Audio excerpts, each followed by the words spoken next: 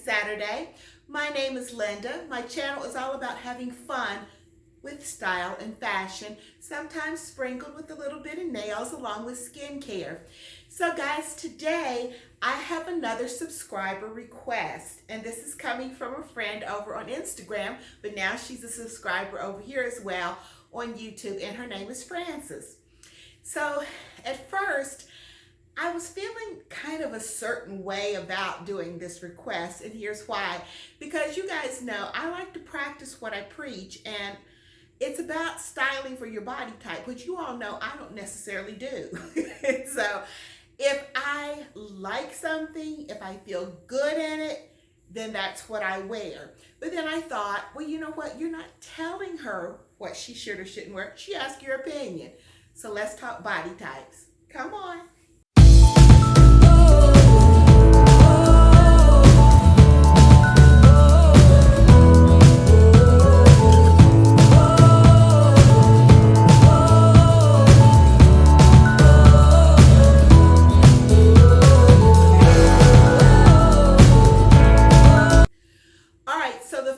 Off the bat, I don't like referring to people's body types, women's body types, as fruit. I just don't, like pear and apple and all that.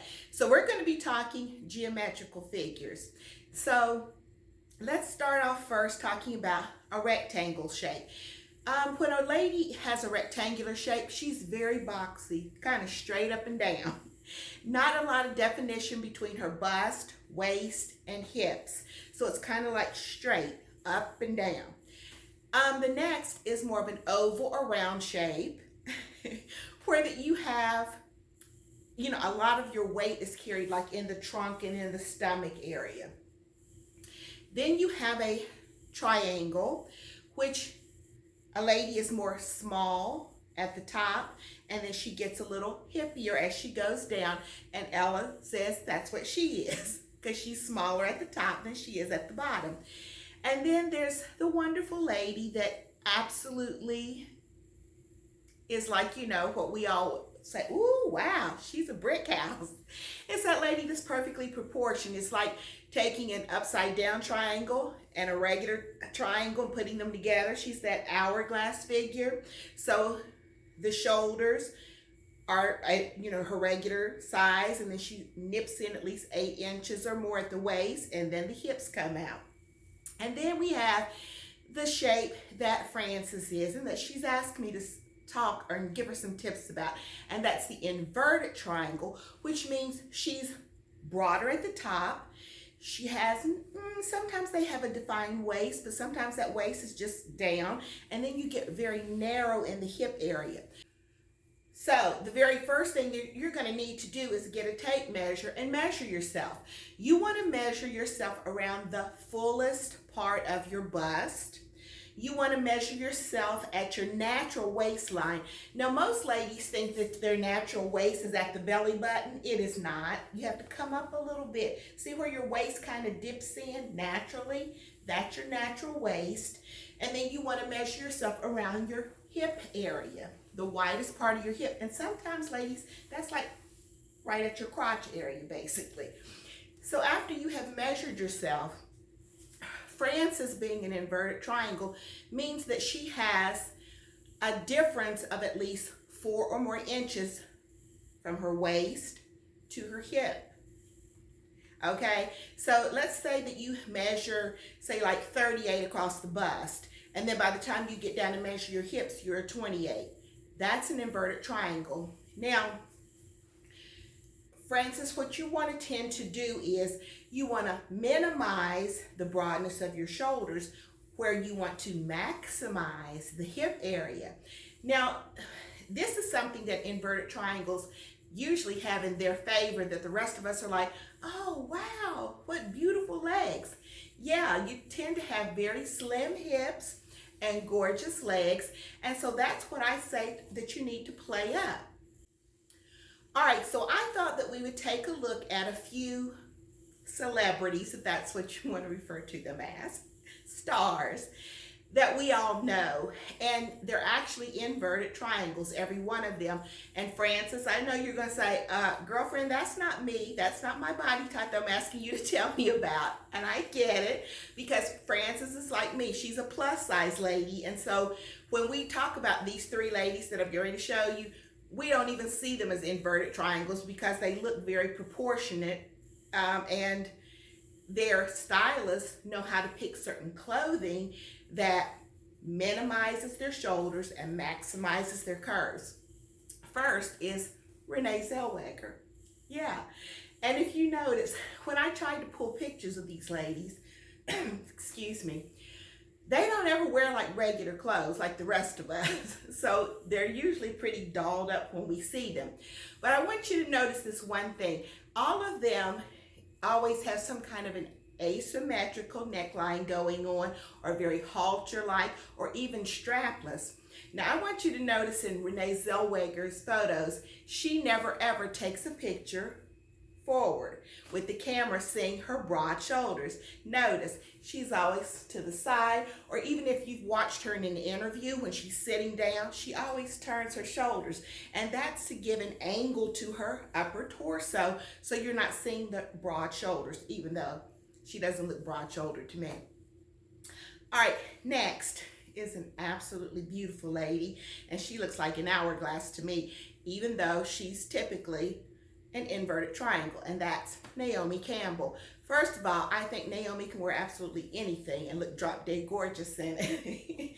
So if you notice, once again, they always you want to leave a lot of skin out here, Frances, in that décolleté area. And notice they either always have one like a halter or a one shoulder, any kind of thing that's going to open this up so you're looking at skin rather than shoulders. All right, so the third one that we know that's in Hollywood that has an inverted triangle figure is Angelina Jolie. And once again, you're going to notice she wears a lot of off the shoulder or one shoulder or halter type styles. Now, in just normal everyday wear, Frances, we're going to talk about the things that we would wear. But those are just some examples of ladies that have that body type. All right, so the first thing that you want to do is you want to try and minimize the broadness of your shoulders. So when you want to minimize, you want to put darkness up here, dark colors, long sleeves, or even if you're going to wear sleeveless, make it like a little cap sleeve versus a big puffy sleeve. You don't want to wear exaggerated sleeves, puffy sleeves, shoulder pads, because all that's going to do is make it broader up here, and you're going to look even more narrow as you go down. So you want to take and wear a lot of stripe tops as well, vertical stripes, because you want that linear motion going up and down. Also focus on V necklines and scoop necklines. Now, you know what? You guys have me like really taking a good hard look at myself, and like when I watch the videos back sometimes, I'm thinking, okay, why is it that I'm just so enamored with the crew neck? I've worn those kind of t-shirts and tops forever, and I don't know what the attraction is, because I've been noticing, you know, those V-necks and scoop necks really do look a lot better on me. I don't know why, I just love that roundedness at my neck, but I'm going to now start investing in more V-necks and scoop necks just by watching my own videos. Also, and sorry, Frances, I didn't mean to go off onto myself, but 1 second. Even though I love a midi skirt, I already know just by looking back at my videos, it chops me to pieces. I already knew that a pencil skirt like slightly below the knee is what's best for my body type, but I didn't realize how really frumpy until I was looking at that white denim, was it last week? That skirt seemed so long, and of course, you know, sweet Alice, she said, I'll hem it for you, don't worry about it. But you know what, I am going to get a lot of things hemmed, because after retiring, I don't wear heels anymore, and so my pants and things are so long.